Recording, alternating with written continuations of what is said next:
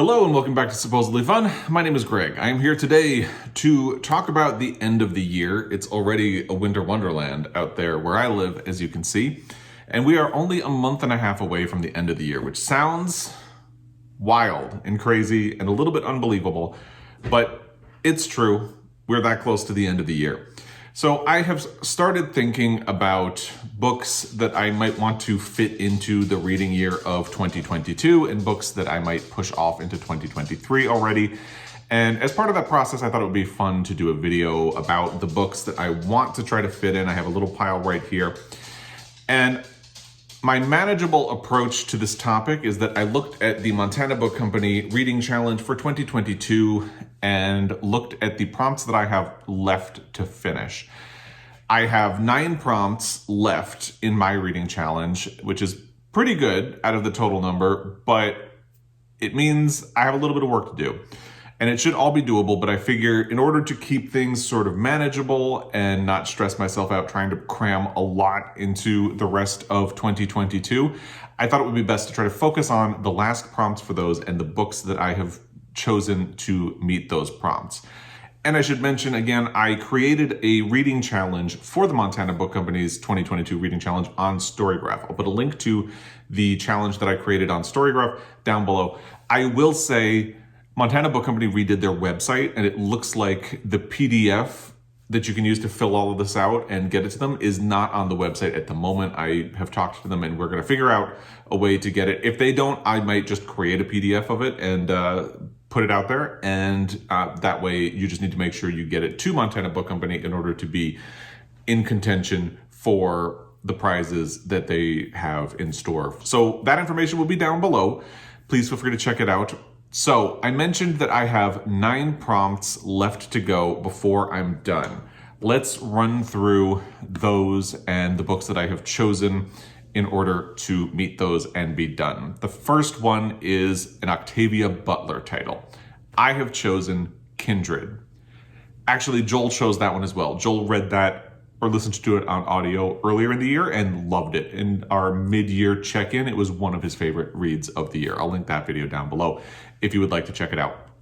I'm really looking forward to it. Joel loved it, and I've heard a lot of other people mention just how much they love the book Kindred. I have not read Octavia Butler, and I've been meaning to for a very long time.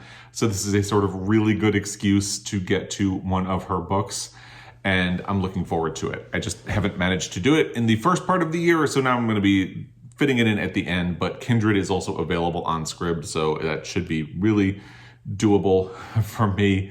I'm trying not to stress myself out about a lot of these things, so if it starts to feel like this is an undue burden, I'm just going to abandon ship and call it good, but I would like to finish the challenge, so we'll see how much I can get in. The next prompt I need to complete is a book that was published the year you were born. I very quickly settled on The Women of Brewster Place by Gloria and Naylor. I knew that this book was published the year I was born because a couple of years ago, I did a book tag. It was called the Choose the Year book tag. I chose the year I was born, and one of the books that was featured in that is The Women of Brewster Place. I've heard so many really good things about it. I really want to read it. This should be very doable. I talked about it as well in my recent video about the best short novels and novellas. This was one of the ones that is on my pile of possibilities, and it kind of stretches the bounds for that because it's a novel in 7 stories, but because they are linked stories put together to tell an overall story, I feel like it counts as a novella. So it is under 200 pages. It looks like 192 overall. So it should be very doable to do this. I could probably, on a good quiet weekend, pick it up and be done with it by Monday. That's the plan at this moment. I feel like this is an easily achievable inclusion right now, and it was published the year I was born, so it certainly meets the prompt. The next one is a Pacific Northwest Booksellers Association award winner from the last 5 years. I had originally picked a different book, but Joel read Cemetery Boys by Aiden Thomas for this prompt and really loved it. It was another one of his favorite books at our mid-year check-in, so I pivoted to this one instead. And since then, I've actually heard a lot of really positive feedback about this book from other people as well. So I'm really looking forward to doing Cemetery Boys. It is available on Scribd. there's a danger here.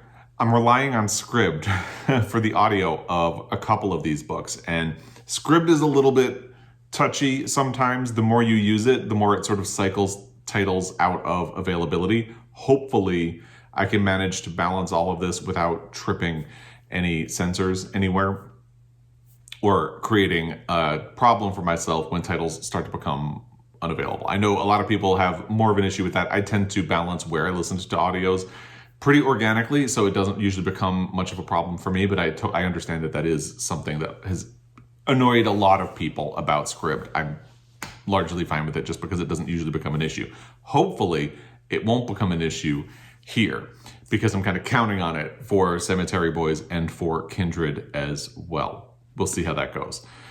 The next one is Oof, a book that is 500 pages or more. I had picked a different book for this, but for the sake of reducing my stress, I'm pivoting to something that I am already reading and should be done with by the end of the year. Demon Copperhead by Barbara Kingsolver. This is 546 pages, so it definitely fits the brief. I'm already reading it, and I am not halfway through yet, but I should definitely be done by the end of the year. I'm loving this book, by the way. So it seems like a perfect fit. I'm loving it. I'm already reading it. It fits the brief. There's nowhere else that I could use this to plug a hole in the remaining challenges that I have. So it's going to be perfect for this. And using something that I'm already reading kind of makes it a little bit easier. And the same is actually true of another book that is going to be on the list that we'll talk about in a little bit. The next one, I also had originally intended to go in a different direction, and I'm settling for something else at this moment. It's a social sciences or history book read by a Black author. So this kind of immediately lends you to an audio. And originally I was thinking of books like How the Word is Passed by Clint Smith and The 1619 Project, which is narrated in part at least by Nikole Hannah-Jones, but has a lot of other narrators who are people of color. And I decided at a certain point that right now I didn't want to do something that is a social sciences or history book that's just going to stress me out, especially with the midterms coming. You didn't know how they were going to go. Now I do, but I decided to take a step back from things that might stress me out about the political state of our country at this moment, because it's all a little raw and real right now. And I found a book called The Problem with My Normal Penis: Myths of Race, Sex, and Masculinity by Obioma Ugoala. And it sounds perfect. It's social sciences. It sounds funny, but serious, and it's read by the author. So laugh if you will. That's what I'm going to go with. It is on Scribd, so again, I'm packing my Scribd list a little heavy for the end of the year. Hopefully things won't become a problem with that. But this is a different direction than what I originally intended. I do still want to read How the Word is Passed. I do still want to read the 1619 Project. I just want to give myself a bit of a mental and emotional break from worrying about politics and systemic racism. And I realize that as a white person and a man, it's a privilege to be able to take a step back from those issues, but I will get to them. I just think right now this will be a lot easier for me to do in this time period. So hopefully that makes sense and you understand. The next one is a book that you've been too intimidated to read. For most of this year, I did not actually know what direction I wanted to go with this. When I did my video sort of talking about my reading goal, because this is my only reading goal for this year, this reading challenge, I had said that the truest answer to this would be if I read Gravity's Rainbow by Thomas Pynchon, because it's sort of an addendum to my Pulitzer Prize project, and I feel very stressed about the idea of reading that. However, there are a lot of other ways, and ultimately, I don't feel like I want to read Gravity's Rainbow. And the opportunity for what I'm going to use to fill this prompt came later in the year. I did a bookshelf tour, and Erica from The Broken Spine noticed that I have not read Jane Eyre, even though I've had a copy for 20 years. And she reached out and said, you really should read that book, and offered to do a buddy read with me. And that seemed like a perfect opportunity to do it, because once she did, I said, well, that's a great way to do it, because it won't be so scary to do it with somebody else, especially someone who loves the book and is really familiar with it. And then when I looked back at the prompts that I had remaining and saw a book that you've been intimidated to read, I remembered my reaction to her offering to do a buddy read of Jane Eyre and thought, okay, this is perfect. Because truth is, I didn't really want to read this book on my own. I kind of wanted to read it with someone else. And that's part of why it has taken me such a long time to get to it. So it's actually perfect. And I'm currently reading this. So again, this is something that should be very doable. I'm listening to it on audio, balancing out how I'm currently reading Demon Copperhead in physical format. So they should be totally achievable. And it's nice that I'm currently working on 2 of these books, because even though I have 9 prompts left, I'm currently working on 2 of them, which means there are only 7 prompts and 7 books that I really need to worry about getting to before the end of the year. Again, we have a month and a half, should be totally doable, but I'm clearing everything else off of my plate in order to make sure it remains doable and achievable. I like to set achievable goals for myself when it's kind of low stakes things that are not actually tied to my job or livelihood or anything like that. Achievable goals. It's all about that for me. And this was definitely a way of keeping this achievable and meeting the prompt. And I'm really glad it worked out that way. And then there is a book by a Montana author. I saw The Sheep Queen by Thomas Savage in Montana Book Company when I was there before we left for Italy sometime. I can't remember when I was there. And I read The Power of the Dog last year. Power of the Dog was my favorite book that I read in 2021. I'll put a link to that video down below as well if you would like to check it out. So I have wanted to read more by Thomas Savage as well. And when I saw this on the shelf, this was kind of the book of his that I was thinking of going to next anyway. So again, it matches an interest and an inclination that I already had in my reading, and it meets the prompt. He did not live in Montana at the time he died. However, he moved to Montana as a child, lived on a ranch, grew up here for the rest of his childhood and adolescence, went to the University of Montana, which is the college in Missoula where I live. So he is a Montana author through and through. I believe this might be set in Idaho, but still, he is a Montana author. So it fits the prompt, it fits an interest and inclination that I already had, and it seems perfect. And The Power of the Dog actually read pretty quickly, so hopefully this will read quickly as well. It looks like it is 242 pages, so should be doable, especially since, as I said, I've been trying to keep achievable goals with all of these other ones, and should be fine, should be totally fine. The next one is a book where the cover made you buy it. I chose the book I was going to use for this prompt early on in the year. It is The 30 Names of Night by Zeyn Joukhadar. First, I loved the cover design with this wing, the colors, all of that. And then once I picked it up to look more closely, I saw that it is a Lambda Literary Award finalist, and it won the Stonewall Book Award. The Stonewall Book Award has been pretty consistent for me and pretty reliable. So that seemed like a strong indicator. So it's another thing about the cover that said, this is a book I should read. And then after I chose it, I remembered, or Sean the Book Maniac reminded me, that this had been featured in a blind page 112 tag that we did. And I just hadn't remembered that that was the case. So this is what I had chosen. So this is the only one that I was kind of locked into my original choice, because I did choose this because of the cover. And I have 2 ways of doing this. I believe the audio is on Scribd. I'm going to plan on reading the physical book because I don't want to overload Scribd just on the off chance that I run into that problem area where books start to become unavailable.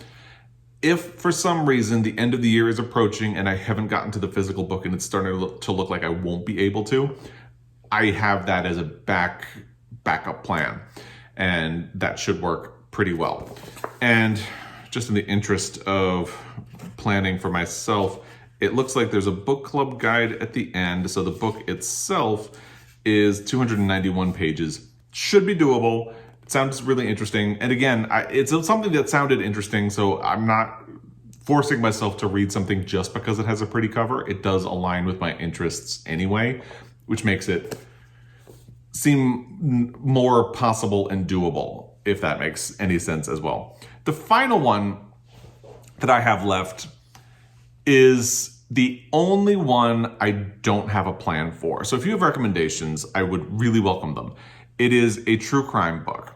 Originally, I was thinking of a book called The Feather Thief because Abby from Montana Book Company had recommended it. It was on her staff recommendations for a while in the store. I didn't buy a copy of the book, and I don't believe the audio is available anywhere. So I may have shot myself in the foot on that one because when I looked on Libby, there's a couple of weeks wait for it. So that might not pan out. If it does, great, and I'll probably do that.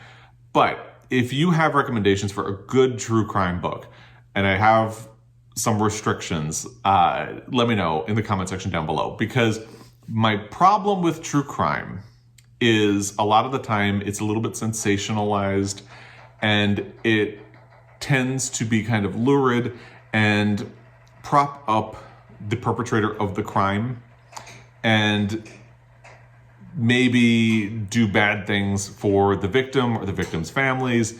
And I don't really like that. So if I engage with true crime, it has to do something more. The prime example of this is The Five by Hallie Rubenhold. I loved that book because it looks at the lives of the victims and kind of openly says their stories have been subsumed by the man who killed them. And it was an attempt to give them their stories back and let you know who they actually were, not just what the media represented at the time, because the media at the time really got it wrong about them a lot. And that is the kind of true crime that I'm interested in. I read Last Call last year, which is about a serial killer who was preying in gay bars in the late 80s in New York City. And it doesn't go too hard on this part of it, which is, I think, was a little bit of a flaw in the book. But it's also about how he was able to go unnoticed for such a long time, in part because he was leaving bodies in cross state lines, but especially because police just were not concerned about gay victims and their lives at all. And it is a lot more about the lives of the victims. The killer himself only really comes into the story at the end to talk about the trial and who he was and how and why he did what he did. And that's the kind of true crime that I can really get behind, where it's much more about the social concerns and it's not sensationalizing anything at all. So if you have recommendations for something that would fit that, let me know. And again, I'll have a link to the challenge for the Montana Book Company on Storygraph down below if you'd like to check it out. If you have been participating, remember, by the end of the year, you should have your challenge filled out and sent to the store. If you live in the area, you can drop it off in person. If you don't, you can email it to them. I'll have the email address of the store in the description box down below as well. I have it in the challenge as well. So the only other things that I would like to include in this video are kind of options, and probably at this point will get pushed to next year. And one of those is particularly sad. It's the book that I had originally put down as more than 500 pages. The Love Songs of W.E.B. Du Bois by Honorée Fannone Jeffers. I started this book in the beginning of the year. I started it on audio, and I didn't like the audio. I wasn't really into the narrator. So I put it down, wanted to get back to it. I got on the hold list for the library, and I was really enjoying the book so much that I was going very slowly through it. So the paperback was coming out in April, so I returned the book hardcover to the library and put it in a pre-order for the paperback. It came out in April, and since April, I have not been able to pick it back up. Obviously, I could have if I had pushed myself to do it, but I haven't made it happen. I was halfway through, and I really want to finish this book. So me saying that I'm probably pushing this off until 2023 is not, hopefully, me saying that I'm giving up on this book. I desperately want to finish it. But given that I have 7 books to read after I finish another 2, it seems a lot safer to assume that I'm not going to be able to get back to the love songs of W.E.B. Du Bois in 2022. And that hurts me because I really wanted to do it. I really wanted to finish it this year. I'm only saying this because I think it's going to be a lot easier if I assume I won't be able to get to this until 2023. Maybe I will. You know, there's a chance after Christmas, if we're home, it's still like a winter wonderland outside and we're not really doing anything. I might be able to pick this up and plow through it, assuming everything else on my plate is done at that point. I would love for that to be the case. This is just me saying that I'm assuming Love Songs of W.E.B. Du Bois is going to have to get pushed to next year, and I'll have to do the second half of the book then. And again, it hurts me to say that because I really do want to finish this book. I loved the first half of this book, but that is most likely the way that it is going to be. The other book I had kind of recently put on my plate, and I'm thinking if there's time I might get to, but is likely to be pushed to 2023, is John O'Hara's Appointment in Samara. This is something I've wanted to read for a while now because I remember at the turn of the century, what a weird thing to say, but at the turn of the century, this came up on a lot of lists of great books of the 20th century. And it's always been on my radar since then. And then when I looked at like great American books, it started popping up again. So my curiosity has always been there. So I had this copy that I picked up at my local used bookstore. It happens to have been published the same year as Now in November, which is the book that I just finished for my Pulitzer Prize project. I don't think this is a book that really ever would have been recognized for the Pulitzer Prize for fiction, which at the time was the Pulitzer Prize for the novel, because at the time it was controversial for having frank depictions of sex, which I'm guessing, and I mentioned that in a Friday Reads video, and a lot of people who have read it, echoed that it actually is considered very tame by today's standards, but in 1934, it was probably shocking. So because of that, it probably never would have had a chance at winning the Pulitzer Prize for fiction. But being a bit of a completion freak, I was considering trying to fit it in before the end of the year so I could include it when I do my deep dive on Now in November. And for the sake of keeping things easy and not stressful and just going with the flow, I'm going to say I'll probably proceed with my Pulitzer Prize deep dive and mention this, but especially since it wasn't even a finalist and it probably didn't have too much of a chance to win because of how scandalous it was considered at the time. It's okay to not have actually read the book at that time. I can follow up with it later. So actually, both of these are really in the same boat. If I get to them this year, great. Like I said, if I have time between Christmas and New Year's, I'll be happy to fit them in, but that assumes I have finished all of these other books. And that's why I'm sort of specifically pointing toward that week, because I need to finish all of these before I can think about these two. If I make it happen, great. If I don't, it's fine. 2023 is still there. There's nothing saying I have to do them this year, and I'm just going to admit that to myself and be fine with it.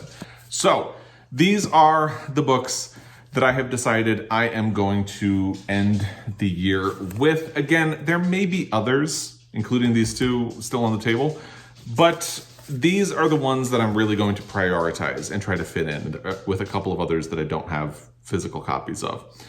And I think that's going to be fine. I think it's a good plan. It seems like a solid list of books, and I'm happy with it. I would love to hear what, if anything, you are going to try to squeeze in before the end of the year. Let me know in the comment section down below. If you have recommendations for a true crime book in particular, let me know. But if you have recommendations for 2023 based on any of these books that I've talked about and I'm going to be trying to read, let me know that as well. And if you have plans for the end of the year, let me know that in the comment section as well. As always, I really appreciate your time, and I will be back. Until next time, happy reading.